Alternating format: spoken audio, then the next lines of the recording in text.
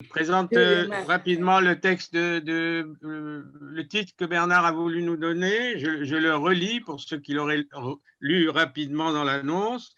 Il va nous parler dans la Haggadah talmudique et nous offrir un ensemble de récits graves ou poétiques, mais toujours pleins de sagesse pour aujourd'hui.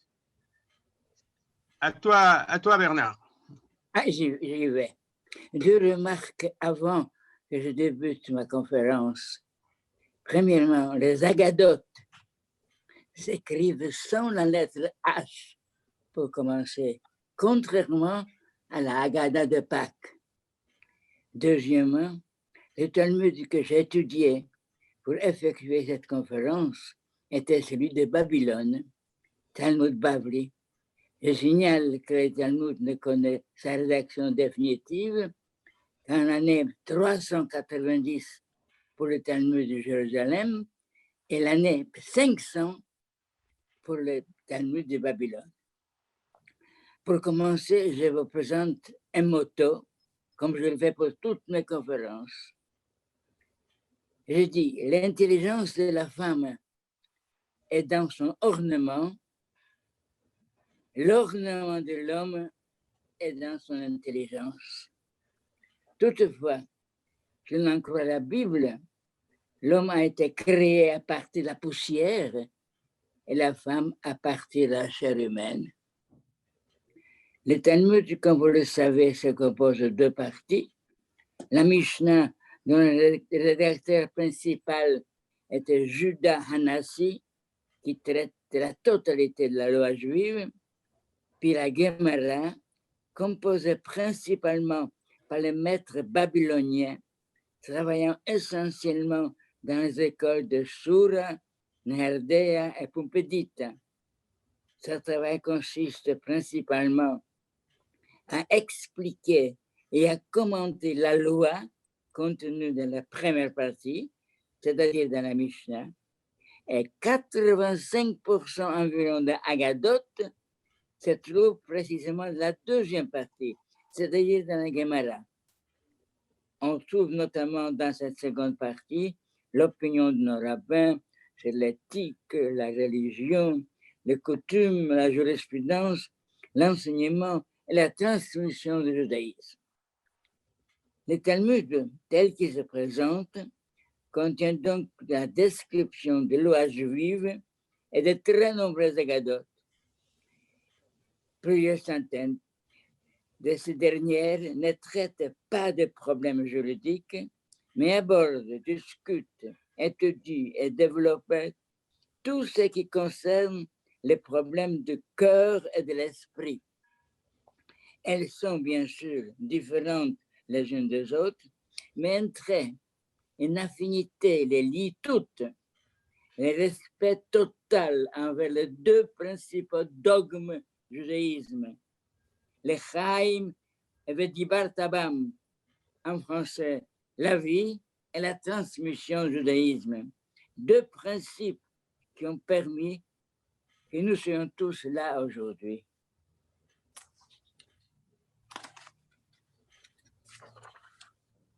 Mais quand on transmet un Talmud, surtout le Dibar Tabam, on doit toujours citer le nom de maître, Chacham talmudique, auteur de la communication, auteur de rayonnement à transmettre. Vous constaterez tout à l'heure, quand je vais donner lecture d'Haggadot, très souvent, maître X parle au nom de maître Y. Il n'est pas facile de donner une définition exacte d'Haggadot qui donne entière satisfaction. Je vais en citer 3. Premièrement, celle de rabbin Marc-Alain Vaknin. Il dit, fait partie des Haggadot tout sujet qui n'est pas dans le traité, dans le parti législatif du Talmud. Celle du rabbin Adam Stanzatz, qui a donc traduit en français le Talmud. Il dit, l'Haggadah traite surtout des questions et des problèmes qui n'ont pas besoin d'être tranchés et peuvent donc être laissés à la libre appréciation des parties en présence qui discutent. Enfin, celle de notre philosophe Emmanuel Levinas, il dit la distinction loi orale, Torah Balpé, loi écrite, Torah Biktav, et la distinction Halacha Agada constituent les 4 points cardinaux de la révélation juive. Je vais donc citer une quinzaine, un peu plus peut-être, d'Agadot. Vous apercevrez, si besoin en était, la richesse du Talmud, comme d'ailleurs la richesse du judaïsme. Puis on discutera. Première Agada, elle concerne les villes-refuges. Deutéronome 4, verset 43. Pour désigner les villes-refuges, Moïse nomma en premier lieu une ville située dans le territoire de Reuben, fils aîné de Jacob. Pourquoi? Le Talmud explique. Rav Tanhum dit et répond, parce que c'est lui, Reuben, le premier, qui avait sauvé Joseph des mains de ses frères. Deuxième Agada, quand le rabbin Éléazar achevait ses prières quotidiennes, il avait coutume de dire « Puisse ta volonté être éternelle, notre Dieu, que dans notre lot, vous savez, chaque tribu avait son territoire, que dans notre lot soit présent l'amour, la fraternité, la paix et l'amitié. Puisses-tu multiplier notre territoire des disciples de sages, Talmidei Chachamim, transformer notre place en un jardin d'Éden. Troisième Agada, écoutez-moi, gens de cœur endurcis et si éloignés de bien, c'est Isaïe 46, 12, interprétation de Talmud. Rav et Samuel interprètent différemment ce passage d'Isaïe. Pour Rav, le monde entier est soutenu par la grâce divine, sauf ceux dont parle Isaïe qui sont soutenus par leur vertu. Pour Samuel, le monde entier est soutenu par le mérite des justes, mais eux-mêmes n'ont besoin que de leur propre mérite pour subsister. On affirme que le juste qui prospère, qui va bien, est un juste fils de juste, tandis que le juste malheureux est un juste fils d'homme méchant. Nous constatons là une certaine contradiction. Nous avons deux versets. Un verset qui proclame « Punissons l'iniquité des parents chez les enfants », et un autre verset précise « On ne verra pas mourir de père par la faute des enfants ». Cinquième Agada, Rav Helbo dit « Lorsqu'on a coutume d'être salué par son prochain, on doit essayer de devancer son salut, car il est dit, psaume 34, verset 15, « Éloigne-toi du mal et fais le bien, recherche la paix et la poursuis. » Essaie donc de saluer les premiers, si possible. Quant à celui qui ne répond pas aux salutations, il mérite le nom de pillard. Et on dit de lui, Isaïe 3, verset 14, « C'est vous qui avez dévoré la vigne, entassé dans vos maisons les dépouilles des pauvres. » Traduction de rabbin Marc-Alain Ouaknin, « Les pauvres à qui on ne rendait pas son salut, sera dépouillé de seul bien qu'il ait à offrir, son salut. » Sixième Agada, on nous enseigne que Rabbi Shimon Bar Yochai a dit, le Saint béni soit-il, a fait 3 dons lesquels sont accompagnés de 3 châtiments. Ces 3 dons sont la Torah, bien sûr, la terre d'Israël et le monde à venir. Alors le châtiment, c'est la Torah, c'est laquelle se base le châtiment, c'est le mot redresse, comme dit le passage, heureux l'homme qui te redresse, ô Éternel, et qui t'instruit dans la loi. Psaume 94, 12. Eh bien, le mot redresse, ça sent le châtiment. Pour la terre d'Israël, voilà le Deutéronome 8, 5. Tu reconnaîtras donc dans la conscience, dans ta conscience, que l'Éternel, ton Dieu, te châtie. C'est comme un père qui châtie son fils, car l'Éternel, ton Dieu, te conduit dans un pays fortuné. Et enfin, le monde à venir, voir le Proverbe 6, verset 23. Car le devoir est un flambeau, la doctrine une lumière, le dicté de la morale un gage de vie future. 7e Agada, Rabbi Akiva a dit, j'aime bien les Mèdes, c'est un peuple qui habitait le Moyen-Orient, les Mèdes pour 3 raisons. Premièrement, quand ils coupent la viande, ils le font sur une table. Deuxièmement, quand ils embrassent, c'est seulement, uniquement sur la main. Et quand ils tiennent une réunion, c'est dans les champs, par précaution d'indiscrétion. Rabbin Adam s'est demandé pourquoi au champ. C'est très simple. Il est écrit, Genèse 31, 4, Jacob fit appeler Rachel et Léa, qui étaient toutes deux au champ, près de son troupeau. 8e Agada. S'il y a une épidémie dans une ville, écoutez bien, s'il y a une épidémie en ville, retiens-toi pas avant d'y pénétrer. Surtout qu'il est écrit, Isaïe 25, verset 20, va mon peuple, retire-toi dans ta demeure et ferme tes portes derrière toi jusqu'à ce que la bourrasque soit passée. Attendez, le confinement il y a 3000 ans. Hein? 9e Agada. Voici ce que déclarait Rabbi à la fin de ses prières quotidiennes. Qu'il te plaise, Éternel, notre Dieu, de faire régner la paix dans l'assemblée céleste comme dans l'assemblée terrestre, parmi les disciples de sages qui étudient la Torah, qui le fassent au nom ou non de façon désintéressée. Quant à ceux qui l'étudient pour le motif égoïste, puisse ta volonté être qu'ils le fassent de façon désintéressée. 10e Agada.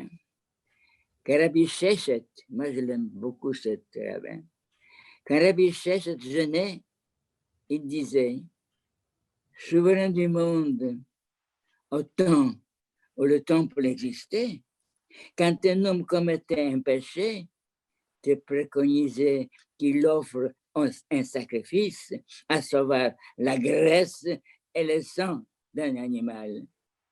Et il s'est pardonné. Aujourd'hui, je me suis tenu là, jeûnant, et j'ai réduit ma propre graisse et mon propre sang. Puis ta volonté être de considérer cette graisse et ce sang comme une offrande analogue à celle de l'homme jadis faisait sur ton autel, et de l'accepter de moi de la même façon. 11e Agada. Pourquoi demande Rabbi Simon, la Torah dit-elle, quand un homme prend une épouse, Deutéronome 22, 13, et jamais quand une femme prend un mari, parce que le propre de l'homme est de chercher la femme, et non le contraire. C'est comme lorsqu'on perd quelque chose, qu'il le recherche, bien entendu celui qui l'a perdu. Rabbi Samuel ben Nachman 12e Haggadah. a dit au nom de Rabbi Jonathan, quiconque se met en colère sera accablé par tous les tourments de la Gehenna. Car il est dit, bannis ta colère de ton cœur et éloigne les mal de ton corps. Ecclésiaste 11, verset 10. Et qu'est-ce que c'est le mal sur la Gehenna? 13e Haggadah, Rabbi Nachman et Rabbi Isaac, on le reverra tout à l'heure encore une fois. Rabbi Nachman et Rabbi Isaac dînaient un jour ensemble. Dis-moi quelque chose, demande Rabbi Nachman à Rabbi Isaac. Bénis-moi. Rabbi Isaac répond, on ne doit pas parler en mangeant. Il décraint que les aliments ne pénètrent dans la trachée. Et après le repas, Rabbi Isaac parla. Je vais te raconter une histoire. Un homme marchait dans un désert. Il avait faim, il avait soif, il était fatigué. Et voici qu'il trouve un arbre aux fruits savoureux et à l'ombre agréable. Et un ruisseau même coule au pied de cet arbre. L'homme mange le fruit, boit de l'eau et se repose à l'ombre. Lorsqu'il veut partir, il dit, arbre, comment te bénirais-je? Que tes fruits soient savoureux, ils le sont déjà. Que ton ombre soit agréable, elle est aussi. La seule chose que je puisse te souhaiter, c'est que les arbres viendront de tes graines te ressemblent. La même chose, toi, mon cher Nachman. Te souhaiterais-je la connaissance de la Torah? Tu la connais déjà. La grandeur, la dignité, la richesse, tout cela est à toi déjà. Tu souhaiterais des fils? Tu en as plein. Alors, que les fruits de ta semence soient tous comme toi. Je vais terminer par 3 agadotes. L'une consacrée à Messie, la deuxième aux femmes et la troisième à la famille d'Amalek. 14e Haggadah. Le Talmud rapporte, le fils de David ne viendra que lorsqu'il ne reste même pas un poisson pour un malade dans une rivière. Il est dit, en effet, Ézéchiel 32, verset 14, alors que je purifierai les flots et les fleuves, je les ferai couler comme l'huile, dit le Seigneur Dieu. Et il est écrit également, ce jour-là, je relèverai la puissance de la maison d'Israël. Rabbi Yochanan dit, le fils de David viendra dans une génération soit entièrement innocente ou dans une génération totalement coupable. 15e cas de Gaza. Nos rabbins ont enseigné, l'homme juif doit aimer sa femme comme soi-même. Ça, c'est normal. Mais l'homme juif doit honorer sa femme plus que soi-même et être capable de guider ses fils et ses filles sur une voie parfaitement droite. Comme il est dit dans le passage situé dans Job 5, verset 24, tu verras le bonheur fixé dans ta demeure, tu inspecteras ta maison et ne trouveras rien en défaut. 16e Haggadah. Le Talmud traité Sanhedrin, page 99b, la sœur de Lotan, petit-fils d'Ésaü, Timna, est venue voir nos patriarches, Abraham, Isaac et Jacob, pour se convertir. il n'accepterait pas. Elle est partie très déçue et devint concubine d'Eliphas, fils d'Ésaü. Et Timna, quelques temps plus tard, devint la mère d'Amalek. Les rabbins de Talmud regrettèrent beaucoup la décision de la chasser et se demandèrent quelle est notre part de responsabilité. Combien de souffrances auraient été épargnées si nous avions accepté Timna? J'ai grandement envie de terminer ma conférence, ou presque, en disant, en citant l'Ecclésiaste, Qohélet 1, 7. Tous les fleuves vont à la mer, et la mer n'est pas remplie. Et bien, toutes les données, toutes les pensées qui nous assaillent ne remplissent pas totalement notre cerveau. Tandis que Bialik, grand poète hébreu, spécialiste des agadotes, et il a notamment écrit, il y avait une manière particulière, dit-il, de lire l'écriture de la Torah, et qui a beaucoup écrit sur les agadotes. Selon le dictionnaire encyclopédique du judaïsme, Chaim Nachman Bialik disait que les agadotes sont un raffinement de halakha, tandis que la halakha codifie l'essence de l'agada. En d'autres termes, je dis, la Haggadah a rendu la loi plus éthique et la halakha a donné à l'éthique un caractère plus contraignant. Une dernière remarque. Vu la façon de procéder des maîtres du Talmud, je suis personnellement persuadé que s'ils avaient assisté à la proclamation par David Ben Gurion de l'État d'Israël en 1948, ils auraient de loin préféré entendre Ben Gurion préciser que c'est la troisième renaissance de l'État d'Israël, que c'est la troisième fois que les Juifs entrent chez eux. Pour ceux qui veulent connaître à ce sujet à fond, je signale deux ouvrages. Un, celui de l'espagnol Jacob ibn Habib, 15e siècle. Agadote de Talmud de Babylone. La source de Jacob, Ein Yaakov, édition Verdier. Et deuxièmement, l'anthologie de Bialik Ravnitsky en anglais, The Book of Legends, Sefer Haggadot, Legends from the Talmud and Midrash, ou en français, le texte de Bialik sur Halakha et Haggadah, traduit en hébreu, annoté, postfacé par Jean Jetzel, suivi d'une note d'éditeur, L'Éclat, Paris 2017. Arrivé à cette étape de ma conférence, j'ai décidé de m'arrêter pour mesurer sa durée, afin qu'elle dure 50 à 60 minutes, comme je l'ai fixé au départ.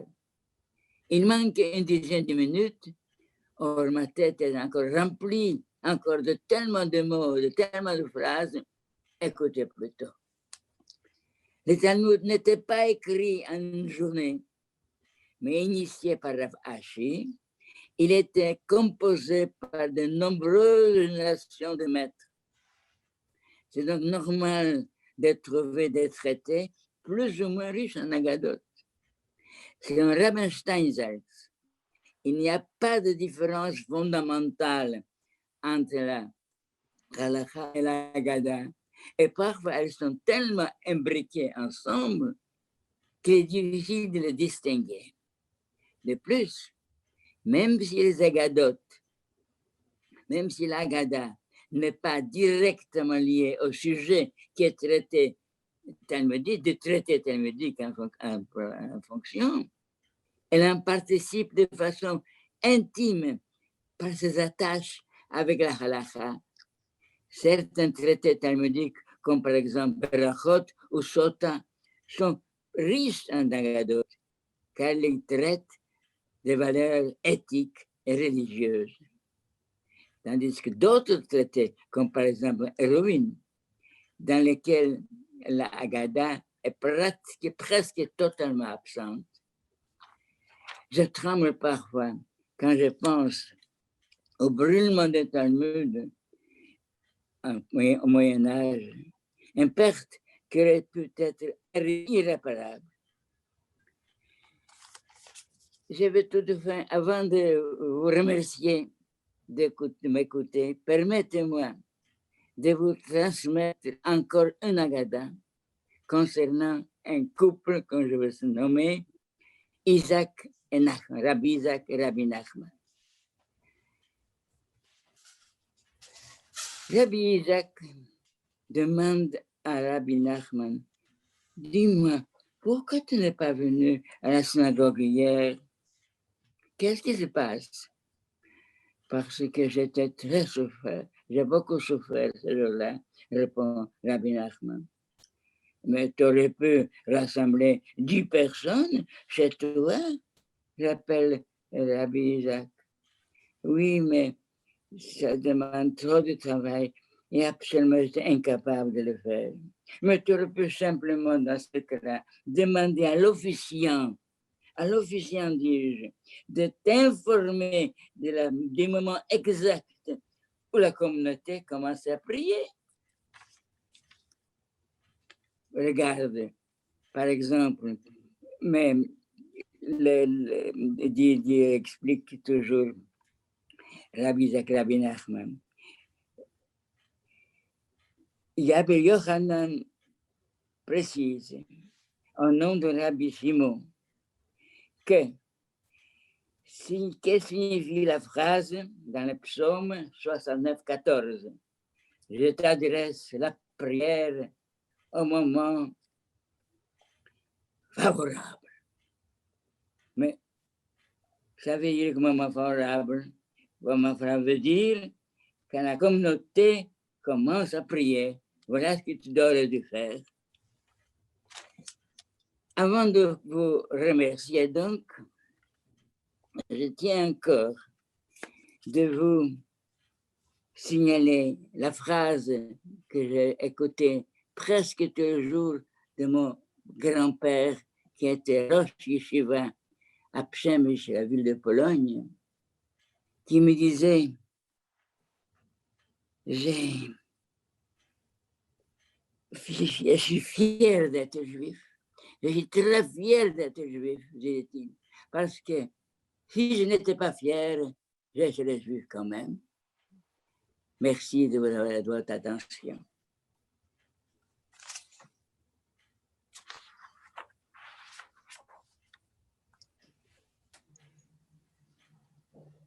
Le micro est ouvert à celui qui veut prendre la parole et qui le signale en levant la main.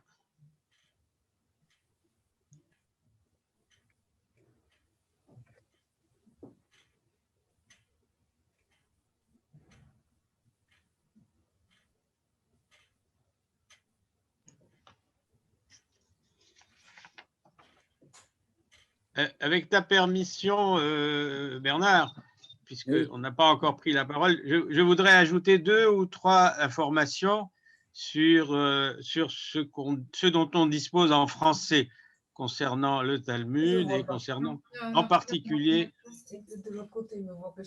Pardon, vous voulez fermer votre micro, s'il vous plaît?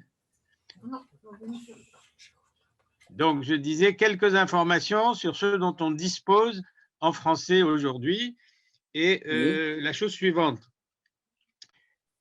le Talmud dans son ensemble est disponible en français dans 2 éditions et traductions, mais malheureusement, tous les traités ne sont pas publiés en français.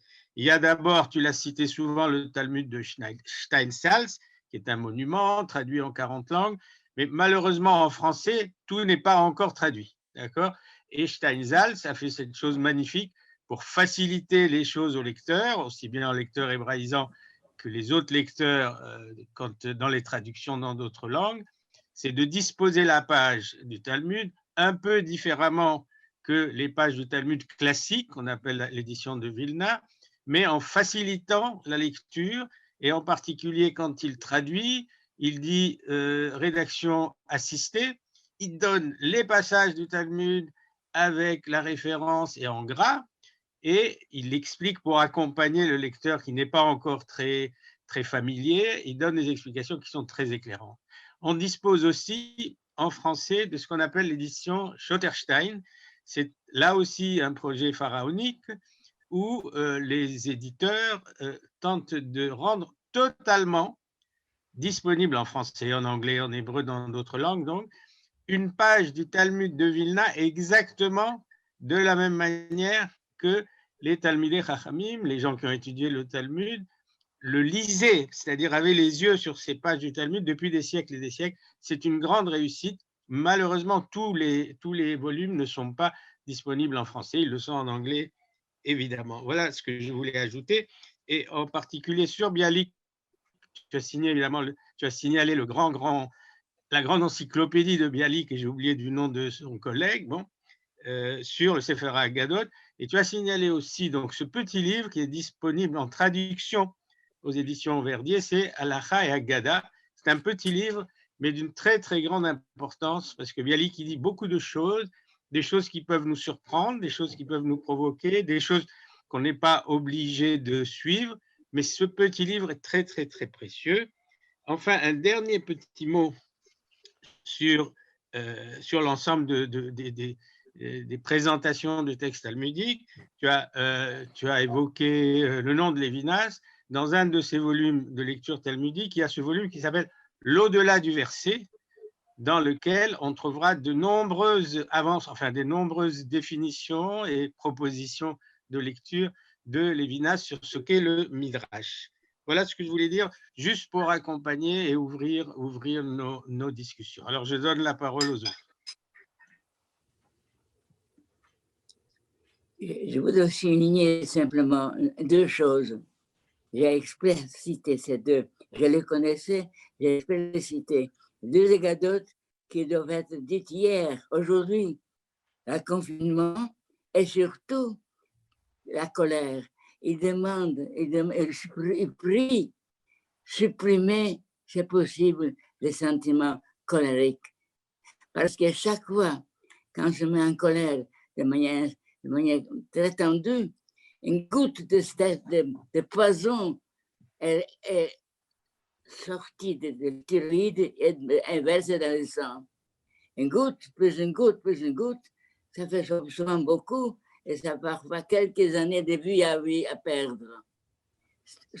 Essayez de supprimer vos colères, si possible, et essayez de comprendre que le confinement, ce n'est pas une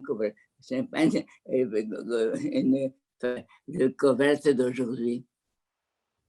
C'est intéressant. Bon, évidemment, il y a plusieurs centaines que je lis d'Agadot.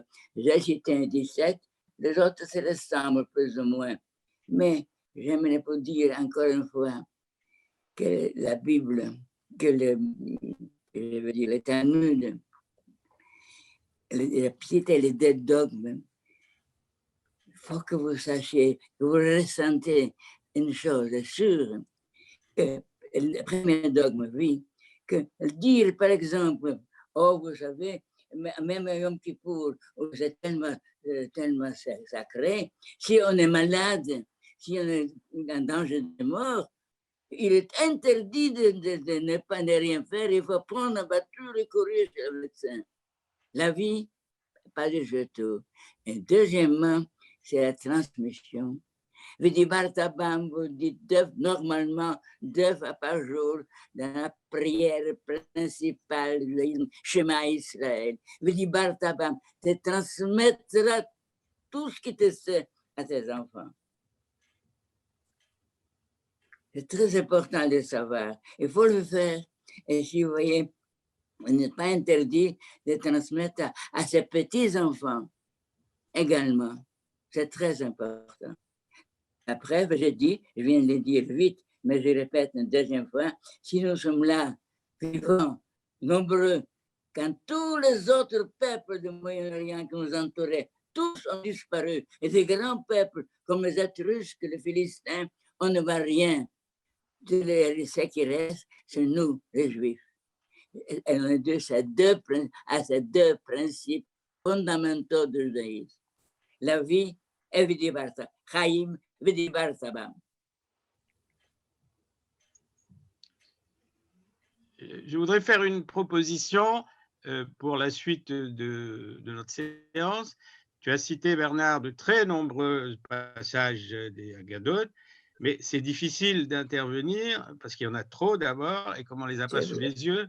Je te propose la chose suivante, si tu en es d'accord, prendre celle que tu préfères, entre guillemets, la première, et demander à Stéphane de la relire lentement, mais déjà tu choisis celle que tu préfères.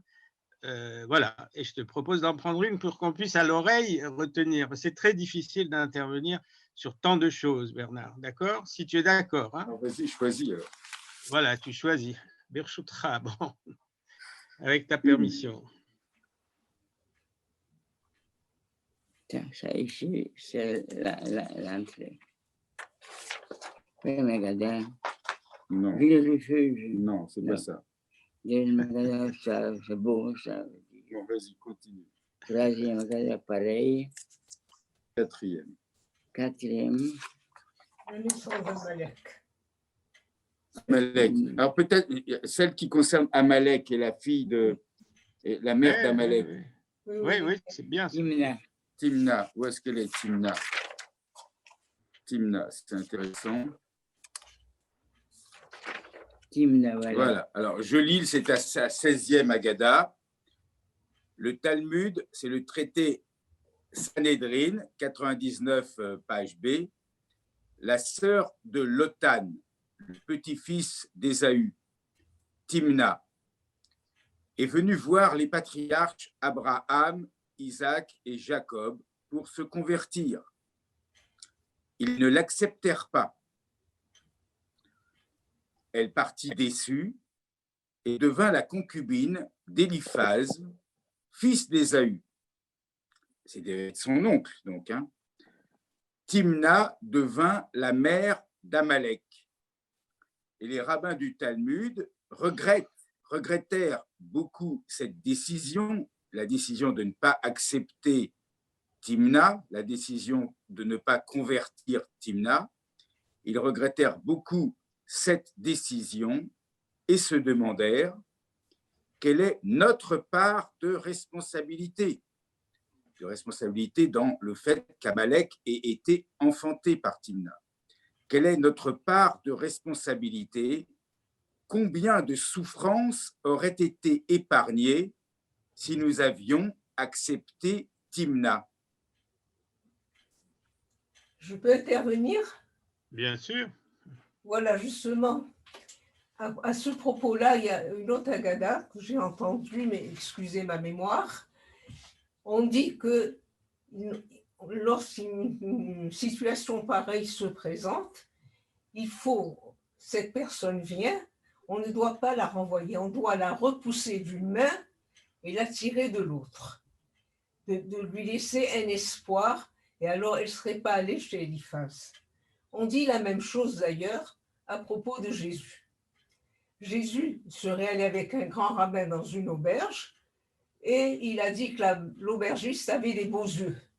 Le rabbin l'a renvoyé, il ne voulait plus lui parler. Le lendemain matin, Jésus va voir le rabbin pour s'excuser et le rabbin le renvoie. Il était en train de faire un mida. Et alors on dit, le rabbin n'aurait pas dû renvoyer Jésus. Il aurait dû lui dire, attends, parce qu'il faisait la mida, et de l'autre lui dire, comme ça, tu peux revenir. Et on a eu des flots de sang après ça. Voilà deux agadotes que j'ai entendues de mon père, mais je ne peux pas vous citer les auteurs. Mais je crois qu'elles sont connues, de repousser d'une main, d'attirer de l'autre. Voilà. Merci beaucoup, Madeleine.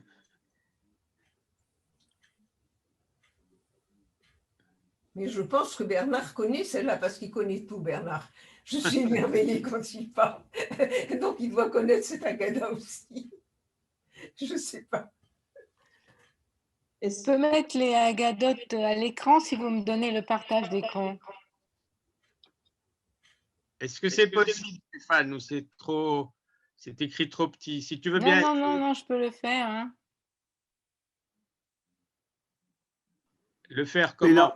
Il faut normalement, me donner le partage d'écran, mais c'est que l'animateur qui doit activer le partage d'écran pour les participants. Oui. François, tu peux faire ça?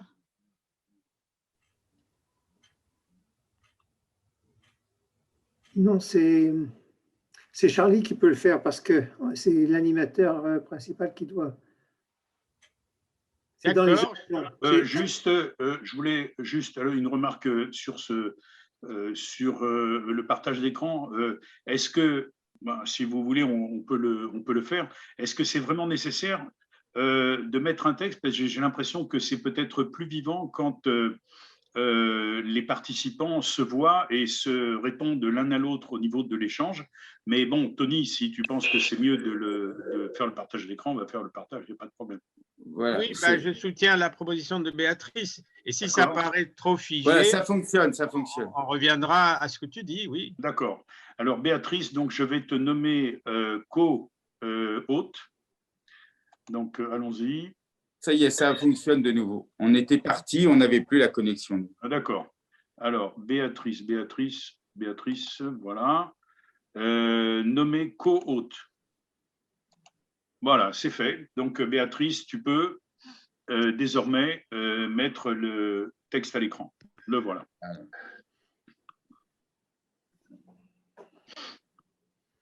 C'est très bien ça. Comme ça, on peut le mémoriser et puis chacun d'entre vous intervient. C'est très bien. Merci, Béatrice. Est-ce que je peux intervenir sur cette Agada? Bien sûr, bien sûr. Je suis un peu sceptique sur la conclusion qui consiste à dire que si on avait accepté cette femme, on se serait épargné des malheurs de la même façon pour Jésus. Moi, j'ai plutôt tendance à penser que si le rejet l'a mise dans de telles dispositions d'esprit, c'est que elle avait vraiment énormément de méchanceté dans le cœur et que c'était plutôt un bienfait de ne pas l'accepter dans le peuple. Et penser que si elle avait été acceptée, elle aurait été digne des enfants d'Israël, c'est une supposition dont on ne peut pas être sûr qu'elle se serait avérée. Mais elle n'a pas de méchanceté, elle est la mère d'Amalek, elle n'est pas Amalek. Oui, c'est vrai. C'est vrai, mais il y a forcément une part de responsabilité dans… Est-ce qu'on est responsable de ses enfants? Il y a eu un commentaire qui a été fait, je crois, par Delphine Orviller, comme quoi les mères des enfants qui ont été aussi méchants comme Amalek, etc., ont toutes été des femmes blessées d'une façon ou d'une autre. Et le fils essaye, je ne veux pas transformer les propos de Delphine, il faudrait regarder plus précisément, mais les fils essayent de venger en fait la blessure des mères. Donc la responsabilité, ce n'est pas une responsabilité en termes de faute, mais il y a une espèce de logique quelque part, d'enchaînement qui a conduit à ça. Donc, je ne sais pas si je suis très claire, mais…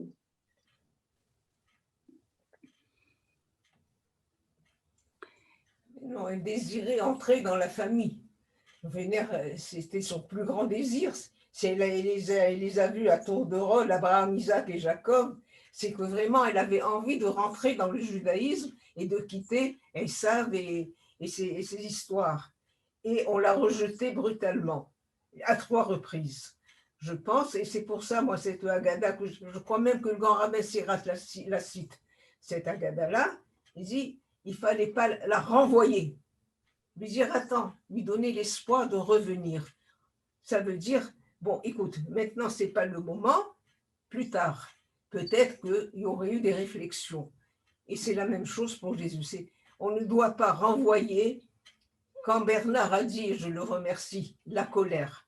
La colère ne doit pas amener l'homme à agir de façon brutale. Elle vient à plusieurs reprises, elle veut devenir juive. Bon, elle veut rentrer chez nous, c'est pas le moment, elle n'est pas prête. On lui dit comme ça, va-t'en d'une main, mais tu peux revenir. Ça veut dire, je lui donne de l'espoir. Jésus, c'était pareil. Il est allé pour demander pardon, pof, on le renvoie. Bon, et ben, malheureusement, alors que si on avait fait la même chose, le grand rabbin, que je ne connais pas, moi j'ai entendu cette histoire, ça veut dire ne pas renvoyer brutalement. Et comme a dit Bernard, pas de colère. Tu as fait une bêtise, hop, voilà, comme ça. Mais je te laisse la possibilité de faire la teshuva et de revenir. Voilà, moi je crois que la prendre brutalement et dire ok, on aurait dû la prendre, elle n'aurait pas fait un malheur, je ne sais pas ce qu'elle aurait fait, vous avez raison madame. Mais lui laisser l'espoir qu'elle peut revenir et qu'elle pourra être acceptée, me paraît quand même une preuve de miséricorde divine, que Dieu nous donne toujours l'espoir de revenir, même à la dernière minute de notre vie, de revenir à lui. Donc, on ne peut pas renvoyer brutalement. Voilà. Excusez-moi, madame, mais je vous comprends, mais je crois qu'il y a aussi, on ne peut pas savoir. Mais moi, je Oui, trouve... la question, c'est si Abraham, Isaac et Jacob, tous les trois l'ont renvoyé, est-ce qu'on connaît leurs arguments? Est-ce que tous les trois ont agi sur le compte de la colère, quand on sait que Abraham, il était généreux, que Isaac, c'était la justice incarnée? Est-ce qu'on peut légitimement dire qu'ils ont tous les trois agi sur le coup de la colère? Mais ils n'auraient pas dû la renvoyer brutalement. Voilà. Celui qui veut absolument rentrer, on ne peut pas, je crois. Je comprends, mais pourquoi l'ont-ils fait? Je ne sais pas. Est-ce qu'elle a réellement rencontré Isaac et Abraham? Moi, je pense que non, parce que c'est une allégorie, parce qu'elle était déjà la sœur du petit-fils d'Ésaü. Comment fait-elle pour rencontrer Abraham et Isaac? Matériellement, il y a pas, c'est complètement, c'est pas synchrone. Elle peut, ou alors c'est allégorique. Elle ne rencontre pas réellement, une manière de parler. Ça veut dire qu'elle rencontre, c'est pas réellement Abraham et Isaac qu'elle a rencontré. C'est l'état d'esprit d'Abraham, d'Isaac et de Jacob. Mais peut-être est-elle allée la première fois simplement au nom d'Abraham, notre père à tous, je reviens. On l'a renvoyée. Elle revient au nom d'Isaac, mais soyez juste, je veux venir avec vous. Et on la renvoie. Elle retourne chez Jacob. Elle lui dit, toi qui as fait aussi des erreurs et que tu as été pardonné, donne-moi la chance de revenir. Et il la renvoie. Donc on n'a pas dit qu'elle les a vus physiquement, mais elle a invoqué les qualités de chacun pour essayer, grâce à leurs qualités, de rentrer dans la communauté juive et de quitter les aberrations d'Ésaü. Voilà le problème. Enfin, c'est comme ça que le grand rabbin Sirat l'avait expliqué également à une réunion de l'amitié judéo-chrétienne. Et je crois que c'est notre vie à nous tous de tous les jours. On ne peut pas, ni comme aujourd'hui, après ce malheur horrible de Néron, ces grandes tragédies, c'est la faute de celui-ci et il aurait dû faire ça. On n'a pas le droit. On doit donner le temps de la réflexion, et de voir ce qu'on va faire, de faire une enquête, d'étudier. Et ce n'est pas tout de suite prendre des décisions. Et moi, c'est ce que j'ai compris du discours de Bernard, et je l'en remercie, parce qu'au fur et à mesure qu'il a cité les Agadotes, on se retrouve toujours dans cet enchaînement-là psychologique de la personne qui agit comme si et qui aurait pu agir autrement. Voilà. Excusez-moi, mais...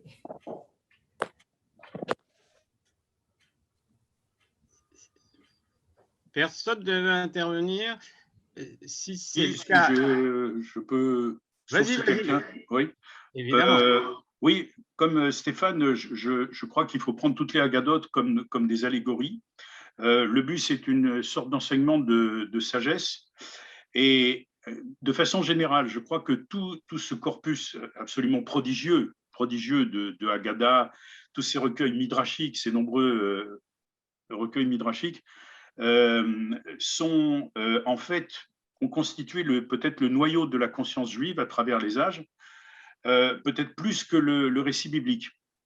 Et ce que je trouve, parce que la Bible, après tout, est commune aux juifs et aux chrétiens, par contre, le corpus haggadique et midrashique et halachique, bien sûr, est spécifique aux juifs. Et j'ai l'impression qu'il y a un certain nombre de Haggadot très connues, très fameuses, qui ont véritablement modelé la conscience juive à travers les âges, comme le fameux Tanour, l'histoire du four de Arnaï, où l'on voit les rabbins s'opposer à une voix du ciel, ou bien l'histoire du Pardès, ou bien l'histoire effectivement de Timna. Tout ça, c'est extrêmement intéressant. Ce qui me frappe dans les Haggadot et toutes celles que Bernard a citées, c'est le style extrêmement familier, extrêmement populaire, mais au bon sens du terme. C'est-à-dire que chacun, même à son niveau d'érudition ou d'ignorance, peut y trouver quelque chose. C'est un enseignement de sagesse, d'une part. Et j'ai l'impression que ça a beaucoup inspiré d'ailleurs toute la littérature juive à travers les âges, et en particulier peut-être la littérature yiddish comme Shalom Aleichem, ou peut-être les contes juifs du Maghreb. C'est un peu dans le même esprit que la Haggadah.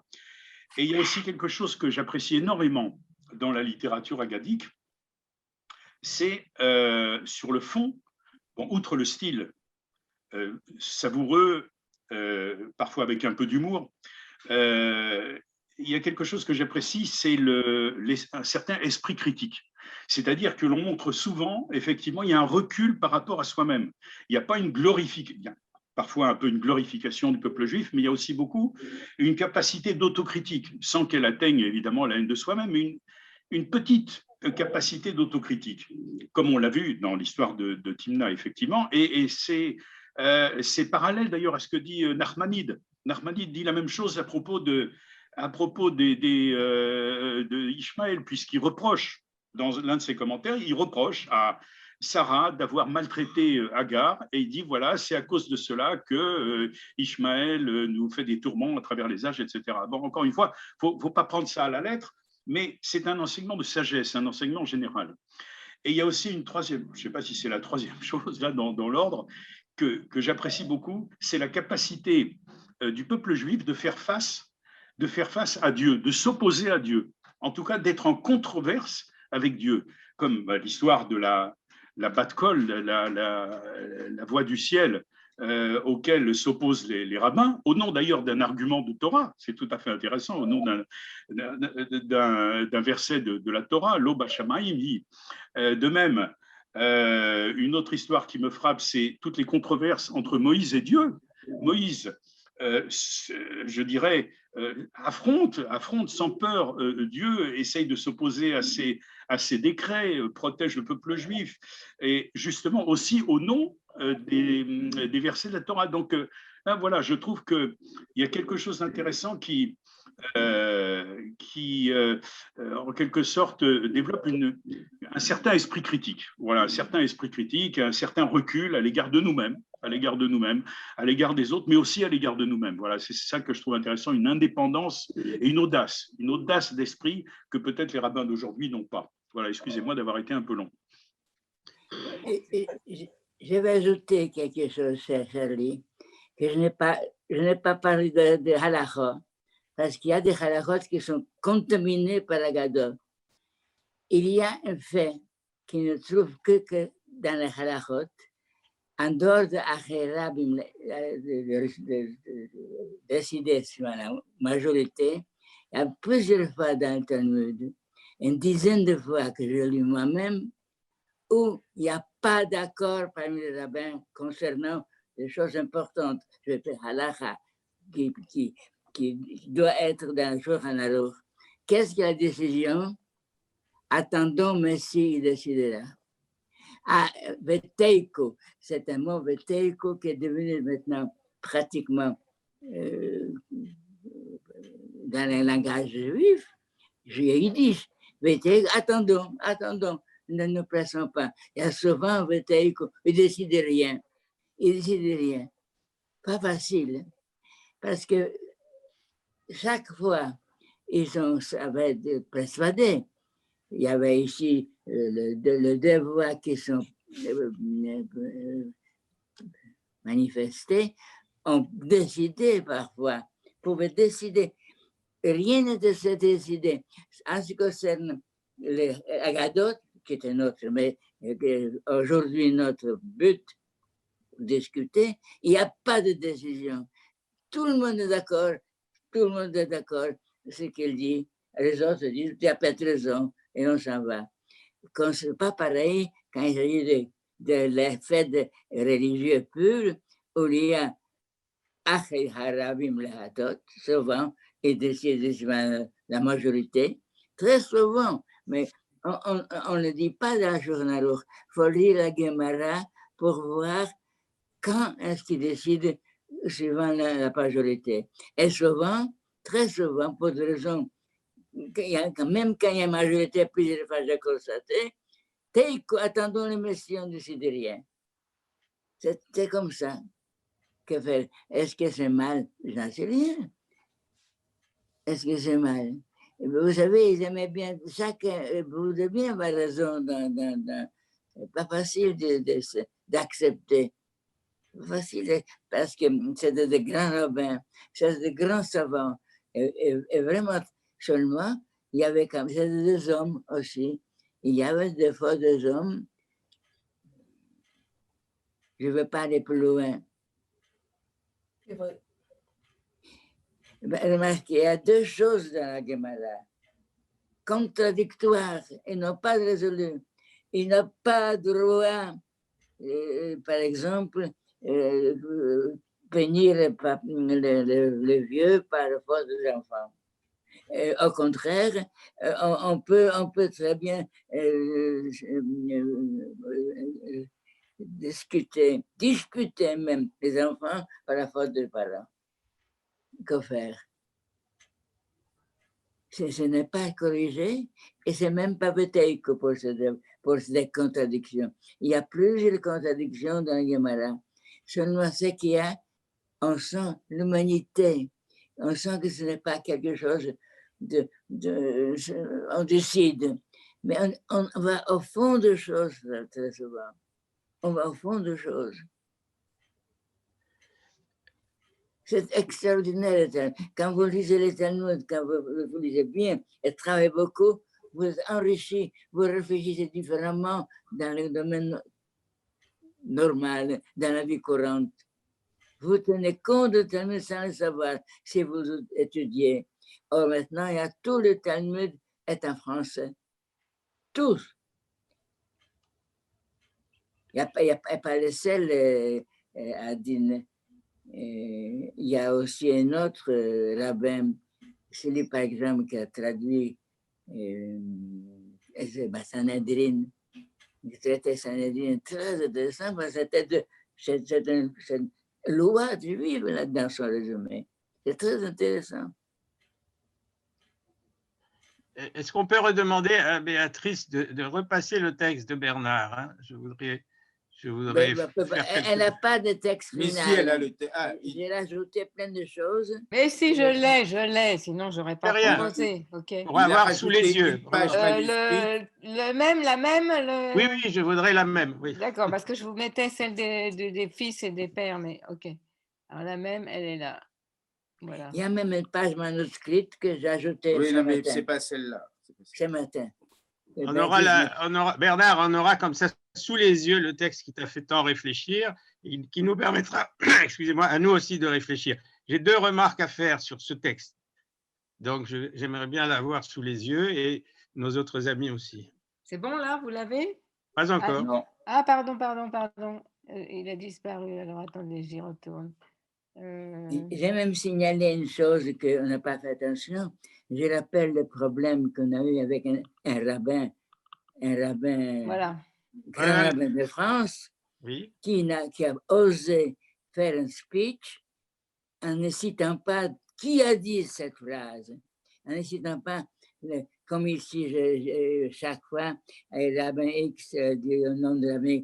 Et c'était étant donné que c'est un peu mon métier général, la loi et le brevet, on ne pouvait pas citer, copier un livre à son nom, quelqu'un qui est un autre auteur, c'est interdit par le Talmud. Il faut chaque fois respecter. Il y a des choses inutiles de vous le dire, mais si vous lisez, vous dites, mais Dieu, mais comment se fait-il qu'il y a 2000 ans de cela, il parlait ce qu'on ne sait pas encore. Personne s'étonnait que quand on a introduit en France, par exemple, l'interdiction de la peine de mort. C'est que Rabbi Akiva a fait il y a 2000 ans avant. Vous ne vous rendez pas compte que comme Talmud est extraordinaire. On ne se rend pas compte. Et quand on lit une fois, on voit deux choses. Quand on lit la même chose une deuxième fois, puis troisième fois, vous découvrez des choses extraordinaires. Vous voyez que le mot change parfois surtout le mot sans voyelle. C'était avoir une page sans voyelle. Une page, vous pouvez vous donner 5 versions différentes. 5 versions différentes, une seule page avec les mêmes lettres, mais s'il n'y a pas de voyelle. Combien de fois on nous demande d'ailleurs, lisez ça, pas ça, quand c'est une chose importante. Bernard, je vais essayer de reprendre ton texte sur Timna qui est tellement riche qu'il mérite. Je voudrais le reprendre si tu veux bien. Hein. Alors, nous avons sous les yeux la question que se posent les rabbins du Talmud à propos du fait qu'on a refusé à Timna d'entrer dans le klal, diront, d'Israël, que les patriarches n'ont pas voulu qu'elle rentre. Je lis le commentaire du Talmud qui commente ce qu'on a rapporté sous forme d'allégorie, bien sûr, sur le fait que Abraham, Isaac et Jacob, c'est-à-dire la définition même du peuple d'Israël à partir du moment où Jacob va s'appeler Israël, disent non, on ne la veut pas. Alors je lis après le commentaire sur cette information ou cette allégorie. Les rabbins du Talmud regrettèrent beaucoup cette décision et se demandèrent quelle est notre part de responsabilité? Point d'interrogation. Combien de souffrances auraient été épargnées si nous avions accepté Timna? Point d'interrogation. Il y a une interrogation, il n'y a pas une affirmation. Je prolonge un peu la question de Patricia. Je voudrais qu'on insiste sur le fait que la question reste ouverte. Elle devrait avoir une réponse. Elle ne va pas simplement attendre le Messie. Je reviens sur cette question. Combien de souffrances auraient été épargnées si nous avions accepté Timna? Point d'interrogation. Peut-être oui, peut-être non. Il y a d'autres passages. Bien entendu, le Talmud est un tout, mais c'est un océan où on peut facilement se plaindre, non, se noyer. Et je voudrais qu'on se pose la question, est-ce que c'est une interrogation ou pas? Dans le prolongement de cette question que je me pose sur cette question, il y a des cas où il y a eu d'autres types de conversions qui ont été formidables. Je vous rappelle que dans quelques jours ou dans 2 semaines, on va fêter Shavuot. Et Shavuot, c'est autour de Ruth la Moabite. Je vous rappelle que les Moabites étaient un peuple exécré pour toutes sortes de raisons. Je ne vais pas remonter jusqu'au départ, à savoir la faute au moment de Sodome et de Gomorrhe, mais elle descend de cette tradition. Et qu'est-ce qu'on dit de Ruth? Elle était moabite, c'est-à-dire un peuple exécré par le peuple d'Israël, mais elle était aussi la belle-fille de Naomi, qui avait 2 fils qui étaient juifs. Et lorsque les fils sont morts, Naomi a dit à ses brus, dont Ruth, bon, va-t'en ma fille, bon, c'est comme ça, va-t'en faire ton deuil, et puis séparons-nous. Que lui dit Ruth? Elle lui dit non. Elle lui dit non, ton peuple est mon peuple, et ton Dieu est mon Dieu. Et elle va aller avec elle. Nous lirons le matin de Shavuot toute la Megillah de Ruth, mais ce que je vous rappelle, ou j'informe à ceux qui ne le connaîtraient pas, de Ruth, 10 générations après, viendra David, et le Messie viendra de Ruth, la Moabite. Autrement dit, nous avons ici pas un contre-exemple, mais une autre écoute de toute cette tradition dans laquelle on dit fut-elle la fille d'un peuple que nous avons exécré, il faut l'accepter à sa demande, et ni plus ni moins, c'est d'elle que le Messie viendra. Donc, je veux qu'on entende ça pour préciser un petit peu le point d'interrogation. Combien de souffrances auraient été épargnées? OK. Et le deuxième point sur lequel j'attire votre attention de manière très insistante, elle devint la mère d'Amalek. Est-ce que quelqu'un veut bien nous rappeler qui était Amalek et comment une part de ce que représentait Amalek comme destructeur du peuple d'Israël, on dit aussi, dans le cours de cet océan qu'est le Talmud, que Amalek est une partie de nous-mêmes. Alors, je voudrais qu'on entende ces questions, et même si on ne peut pas y répondre aujourd'hui ou même de manière générale, je crois qu'on doit essayer de les entendre avant l'arrivée du Messie. Voilà, je vous donne la parole. Le point d'interrogation. N'oublions jamais que la lecture qui doit être faite du Talmud, c'est ce que nous avons appris, par exemple, Charlie et moi, nous avons suivi les leçons d'un très grand maître, très estimable du Talmud, un ultra-orthodoxe, et qui nous a appris à lire tout ce qui est écrit, et parfois même entre les lignes. Et ce point d'interrogation, je n'ai pas sous mes yeux le texte même du Talmud, c'est un point d'interrogation. Avons-nous bien fait ou n'avons pas nous bien fait? Et qu'est-ce que ça veut dire? Voilà toutes les questions qui sont déjà là. Et je répète, je pense que Patricia a ouvert cet espace de réflexion et d'échange. Voilà. Merci.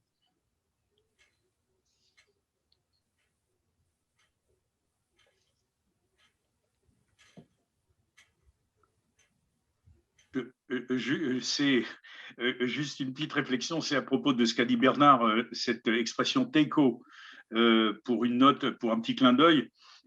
Teiko a été interprété par la tradition juive comme Tishbi Yitaretz Kushiyot ou Bahayot, c'est l'acronyme, enfin ça a été interprété comme acronyme, c'est-à-dire le Tishbi, c'est le prophète Élie, donc au temps du Messie viendra pour résoudre toutes les questions complexes et tous les problèmes et toutes les contradictions. Mais ce qui est tout à fait savoureux, c'est que le passé télescope le présent, et en hébreu moderne, ça veut dire tout simplement match nul.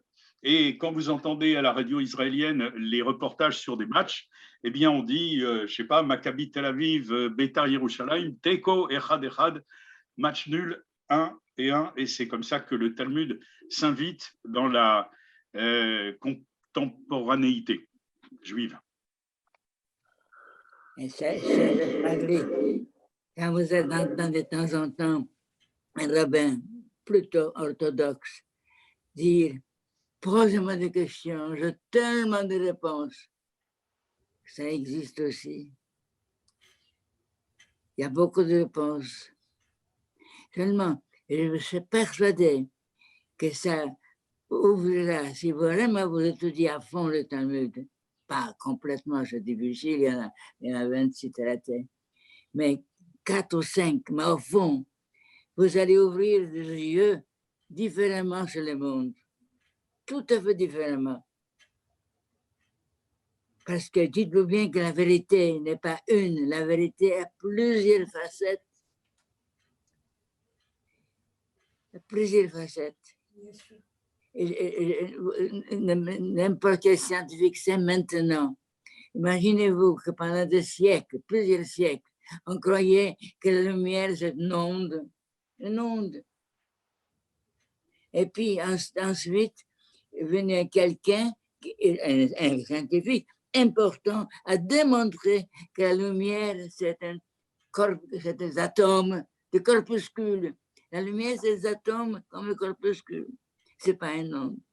Et ils avaient raison tous les deux parce que chacun fait l'expérience démontrant.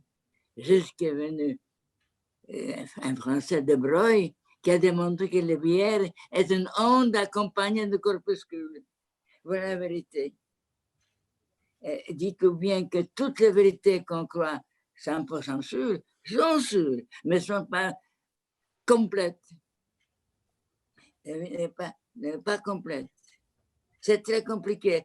Le Talmud vous ouvre les yeux et permet de voir des choses. Tiens, il lit ça autrement. C'est très intéressant. Moi, je trouve que j'avais un chance énorme, que à l'âge de 9 ans, j'ai commencé le Talmud chez mon grand-père qui était Rosh Yeshiva. Et je n'ai pas abandonné. Jusqu'à ici, en France, mon maître était rabbin Frankfurter. Jusqu'à l'âge de 80 ans, j'ai étudié. C'est quelque chose absolument.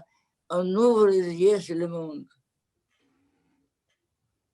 Et j'ai dit, c'est pourquoi je citais Kohelet, tous les fleuves vont à la mer. Mais seulement la mer n'est pas remplie. Vous pouvez apprendre encore beaucoup, beaucoup de choses. Dites pas, j'en ai marre, j'en sais à trop. Vous avez la possibilité de continuer. Je propose qu'on fasse passer peut-être un autre des passages des Haggadot que nous a présenté Bernard, pour pouvoir peut-être revenir après avec la comparaison de ces deux-là.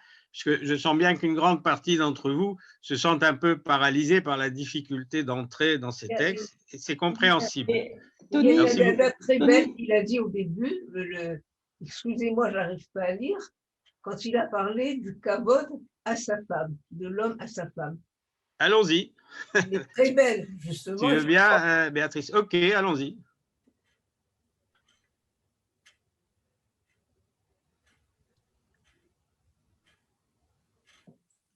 Celle-là? Oui. Non, c'est pas celle-là. Non, c'est pas celle-là. Oui. Je crois que c'était au début. Au tout début? Non, pas au tout début, mais on va y arriver. Avant, oui.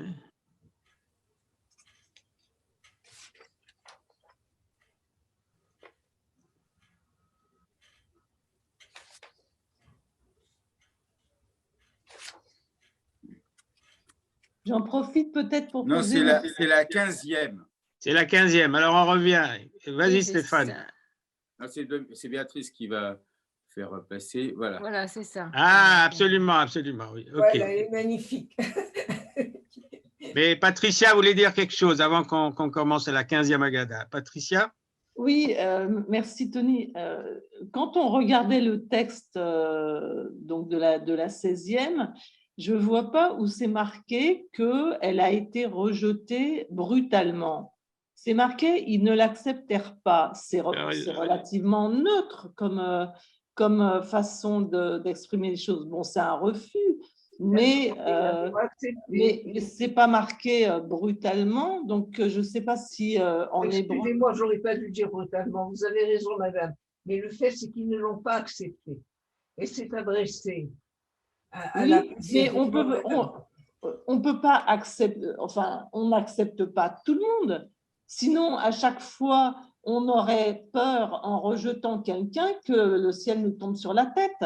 Et dans le problème des conversions, quand quelqu'un vient se convertir, ou bien on s'aperçoit qu'il est prêt et on l'accepte tout de suite, ou bien on lui dit non, tu pourras revenir. Si on lui dit tout de suite non, tu es un vaurien, c'est même pas la peine d'essayer, ça ne va pas. Oui, mais là, il n'y a rien dans le texte qui montre… Madame, mais ils ne l'ont pas accepté, c'est tout. Je dis, on aurait pu lui dire, c'est un espoir, ne pas lui dire, je ne veux pas de toi. Alors, elle s'adresse à la miséricorde, à la bonté d'Abraham, elle s'adresse à la justice d'Isaac, elle s'adresse à celui qui a fait des erreurs et qui a été repris par Dieu malgré tout. Elle a essayé toutes les phases du judaïsme les plus belles que nous avons, qui sont nos fondements, et s'est adressée. Il a raison, Tony, c'est une allégorie, mais ça veut dire qu'on a toujours une possibilité. Mais c'est pas marqué. Les enfants d'Abraham, d'Isaac et de Jacob, nous avons toujours, à travers cet enseignement-là, d'avoir une solution à nos problèmes. Cette femme, je ne la juge pas, je ne la connais pas. Mais tout ce qu'on sait, c'est qu'elle a voulu rentrer dans la communauté juive. Et on ne l'a pas accepté. C'est tout. Et c'est sur ce point d'interrogation pourquoi on ne l'a pas accepté. Et que si on l'avait accepté, peut-être qu'elle n'aurait pas eu un malheur et qu'elle aurait eu un… Bon. Il faudrait regarder quel est le mot en hébreu qui est utilisé pour « ils ne l'acceptèrent pas », pour voir s'il y a un caractère définitif et radical au terme, ou bien si c'est factuel, ils ne l'ont pas accepté, mais on ne préjuge pas de la suite. Si elle avait été peut-être plus persévérante, peut-être qu'elle serait revenue. Pour le moment, le texte dit comme ça, il ne dit rien de plus. Voilà. Je suis d'accord, une seconde. Avant qu'on passe, Madeleine, excuse-moi, avant qu'on passe à la précédente qui va parler des femmes, je n'ai pas le texte malheureusement hébreu ou araméen. Je ne pense pas du tout qu'il y a écrit pour se convertir, parce que le mot de conversion n'est pas très très clair. Peut-être, mais je n'avais pas le texte. Peut-être c'est Abraham, Isaac et Jacob ne l'accueillirent pas et ne voulurent pas l'accepter, peut-être, bon, ne l'accueillirent pas. Or, toute l'histoire, qui est une interrogation pour nous, c'est de savoir qui accueillir, qui éventuellement ne pas accueillir. Et la question de Timna, elle est tout à fait emblématique. Et la question d'Amalek aussi. Amalek, c'est le mal absolu, et c'est le mal qui est en nous. Ça, c'est à travers tous les commentaires et toute la signification générale d'Amalek sur lequel nous revenons dans la liturgie, elle est, est-ce qu'Amalek n'est pas une partie d'entre nous? Est-ce que le mal n'est pas une partie d'entre nous?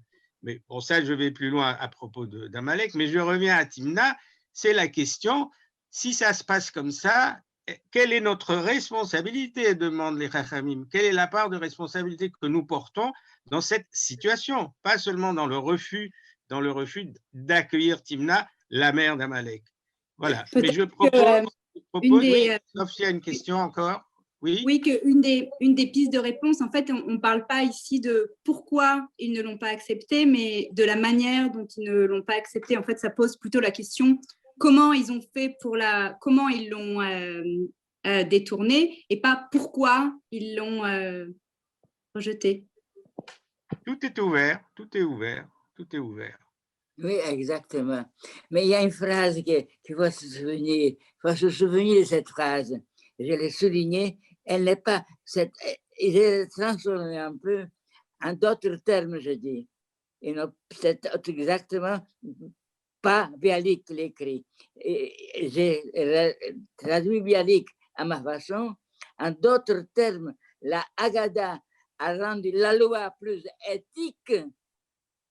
Et la halakha a donné à l'éthique un caractère plus contraignant. Je pense que c'est très important si on suivait ça au fond, si on réfléchissait. On verra dans ce cas-là qu'on n'a pas le droit de libérer l'assassin de Madame Halimi, même s'il a pris des médicaments, parce que la halakha donne un caractère plus contraignant à l'éthique. C'est pas facile de dire oh il n'était pas responsable. Réfléchissez cette phrase que j'ai mis exprès. Eh bien, Bernard, c'est un très bon exemple parce que qu'est-ce qu'on dit? La justice française aujourd'hui n'est pas. Je propose, les amis, qu'on passe à la Haggadah précédente. Il y aura bientôt, j'espère, dans nos séances, toute une séance qui sera consacrée au non-procès contre le meurtre de Sarah Halimi. Donc, je propose, parce que ce ne sera pas possible. Ici, ça va très bien ici, parce que la justice en France, depuis 1905, est rendue au nom du peuple français, et non pas au nom de Jésus ou de Tartampion. Oui. Et là, justement, la question qui est posée, quand on se dit pourquoi les rabbins, peut-être que c'est, etc., eh bien, le peuple juif, il pouvait y avoir dans ce peuple juif quelqu'un qui puisse dire on va voir cette bonne femme, qu'est-ce qu'elle a, pourquoi elle peut absolument rentrer chez nous. Et ça, nous avons l'histoire du roi David. On dit que le roi David, dans sa générosité, quand quelqu'un était condamné à l'esclavage parce qu'il n'avait pas d'argent, etc., il était obligé d'accepter la justice. Mais après, il appelait le type et il lui donnait l'argent de sa poche et lui dit va rembourser, afin que tu ne sois pas esclave.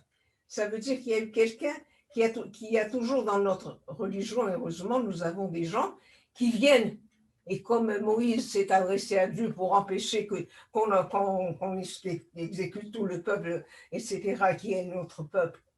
Et c'est quand il lui a dit, bon, on connaît comment il est mort, etc., on ne va pas rentrer là-dedans.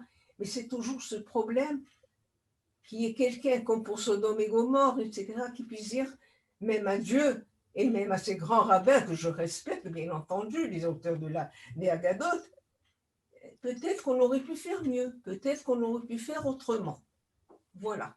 Et ce autrement, ça sort du cœur de chacun. Chacun de nous se disant, ben, qu'est-ce que j'aurais fait moi à sa place? Est-ce que j'aurais accepté? C'est au contraire, je trouve que c'est magnifique parce que ça nous amène à réfléchir sur les fondements de notre religion que nous aimons, sur ce Talmud que nous adorons, et qu'on essaye de chaque fois de trouver quelque chose. Et c'est très important. Merci encore Bernard et merci Tony. Alors on vient à notre halakha sur les femmes quand même. Merci. Allons-y, on lit rapidement, mais vous l'avez tous sous les yeux. Les rabbis ont enseigné, l'homme juif doit aimer sa femme comme soi-même, honorer sa femme plus que soi-même, Voilà. et être capable de guider ses fils et ses filles sur une voie parfaitement droite, comme il est dit dans le passage de Job. Tu verras le bonheur fixé dans ta demeure, tu inspecteras ta maison et ne trouveras rien en défaut. L'échange est ouvert à vous tous. Hein. Ce n'est pas très simple à lire, hein, mais allons-y.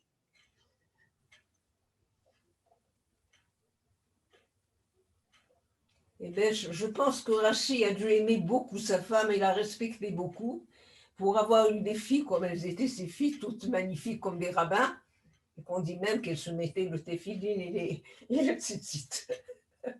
C'est pas tout à fait sûr, Madeleine. Mais en tout cas, elles étaient très très compétentes, elles étaient formidables ces filles-là. Alors je pense, en pensant à cette Haggadah, que Rachi a dû aimer et honorer sa femme. Il a commenté toutes les Haggadot, tout le Talmud, Rachi, donc c'est sûr.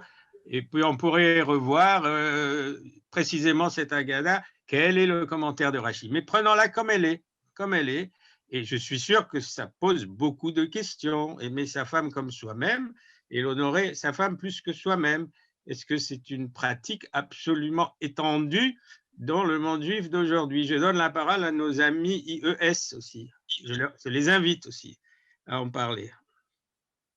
Mais moi, je vous ai posé une question à tous. Est-ce que David Ben Gurion a fait une erreur en disant je proclame l'État d'Israël, le troisième État? Parce que qu'est-ce qu'on nous reproche, les Arabes? Qu'est-ce que vous faites ici? Vous n'avez rien à faire ici. Mais tu changes de sujet là. Ils sont en train de parler d'autre chose.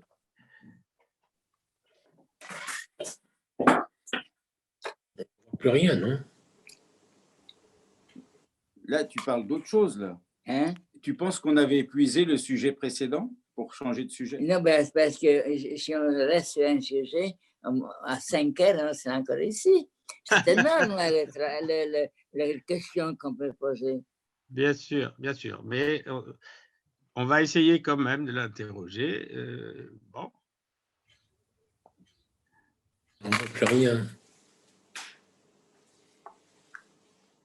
David? Oui, je pense qu'on n'a pas encore tout à fait épuisé le sujet précédent. Parce que je remarque une chose, c'est que les rabbins du Talmud se demandent quelle est notre part de responsabilité. Autrement dit, ils assument en quelque sorte l'héritage des patriarches. Ça, c'est très important. C'est une espèce de, je dirais d'abord, d'invariant d'assumer l'héritage, et d'autre part, ça signe également une espèce de sagesse intergénérationnelle. Et par ailleurs, peut-être que le reproche qu'on peut leur faire, c'est de ne pas avoir traité Timna comme on traite les 4 enfants de la Haggadah. Le rachat, on ne lui dit pas va-t'en, on ne lui dit pas tu es un rachat, on lui dit, on essaye de le faire, on essaye d'abord de comprendre pourquoi il dit ce qu'il dit, et on essaye également de se mettre un peu à sa place, de comprendre, d'essayer de comprendre. Et au fond, c'est de ça qu'il s'agit. Voilà.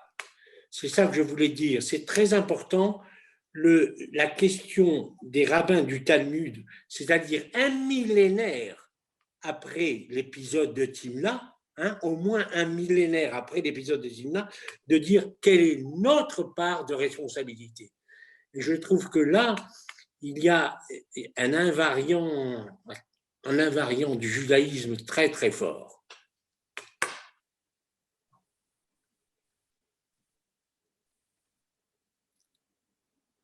Ben alors après. Tu crois qu'il a entendu? Je vais rebondir sur ce que dit David là, parce que quelle est notre part de responsabilité? La phrase suivante, c'est combien de souffrances auraient été épargnées si nous avions accepté Timna. Donc c'est comme si c'était nous qui l'avions rejeté effectivement 1000 ans après. Et là, on se retrouve exactement dans la même situation que dans la Haggadah, où on doit se considérer comme si c'était nous qui sortions d'Égypte. Autrement dit, effectivement, toutes les questions qui sont posées par des épisodes qui viennent de la Bible ou du Talmud, si ça ne vient pas directement de la Bible, toutes ces questions ont trait à des invariants de la nature humaine et de la condition humaine. Et donc, à chaque fois, on doit se poser la question, si c'était contemporain, comment on devrait faire et quelles leçons tirer de des décisions qui ont été prises dans les générations précédentes, etc. Effectivement, c'est intéressant. L'histoire en prend comme ça des unes. Il y a malheureusement encore de nos jours des positions prises par le consistoire dans des conversions, et on peut dire que c'est dommage d'avoir éloigné telle personne et elle est allée ailleurs, etc. Donc cette question restera toujours posée parce que malheureusement, comme a dit Tony, comme a dit Bernard tout à l'heure, il a raison, l'homme est un homme, c'est un être humain qui peut se tromper. Même s'il est le grand rabbin, il peut se tromper. Voilà, donc on se pose la question, est-ce qu'on aurait fait mieux? Voilà, qu'est-ce qu'on aurait fait?